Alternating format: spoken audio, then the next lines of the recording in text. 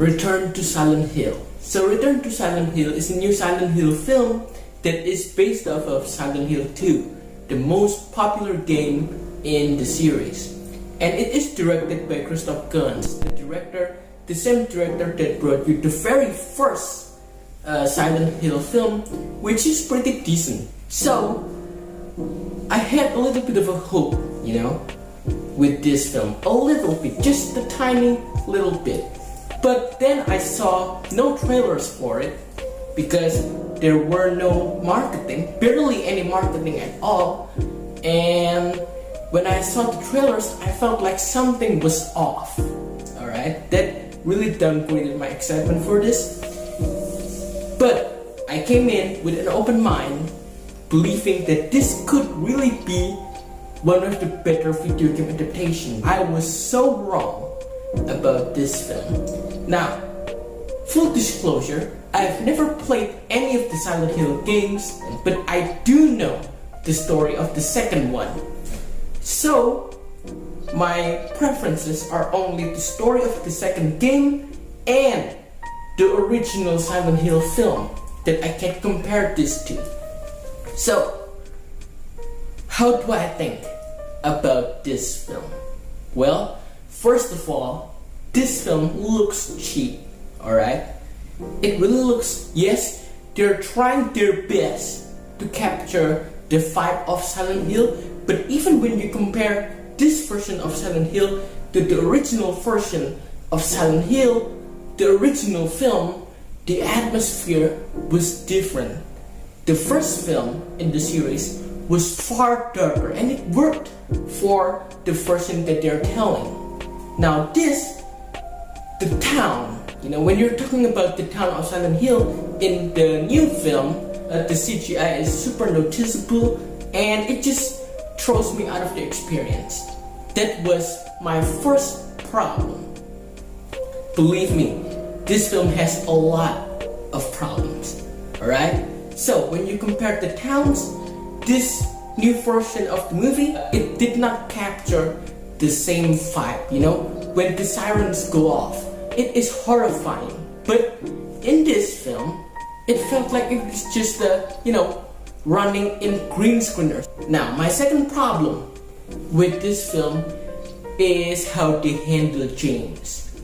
I know that James is not Leon Kennedy, but at least in the game, he can fight, He has handguns, he found pipes, and he found even shotguns to combat these deadly monsters. But in this film, what James can do is only run from any of the monsters. It just makes James far more incapable than he was in the games. That is a real problem because James spends all of this film just crying and just whining about all the past stuff, that he experienced with his wife. That's it. That's everything that he does. He just runs away from everything, from Pyramid Head, from all the boss fights. Guys, in this film, there is no boss fight. There is no combat segments that makes you, excited to see it. There are no tension-filled moments. This film is really painful to watch because at least in the games, you have a chance to fight. Now, the third problem that I have with this film is that the film is flashback overload. And the flashbacks are useless because the flashback adds a lot of things that doesn't matter in the movie, Particularly, it deals heavily with Mary and her backstory with the cult and how it impacts James psychologically. But I felt like the addition, the cult and everything, just doesn't add up to the Silent Hill story, to the James' story in the second game. Because in the second game, the cult subplot was non-existent and it worked for the better because when you're thinking about Silent Hill, you're just thinking about psychological trauma and how you can overcome that. But this film decides to add up some stupid elements that is the gold that really drags the film further. Okay, if this film is really that bad, how about the use of Pyramid Head? Well, he shows up, and here's the thing. In the original film that came out in 2006, at least he had some moments there of, gory kills and brutality. And that's something that you would expect from Pyramid Head. But the use of him in this film is just so sparse. He just shows up for 2 scenes and that's it. And the way James defeats the Pyramid Head in this film is just nonsensical. He just defeats it with his mind. It's not a boss fight or anything at all. So the point of this film is to move past all of these enemies, all of these boss fights, and skip through the cutscenes while trying to add some subplot involving Mary.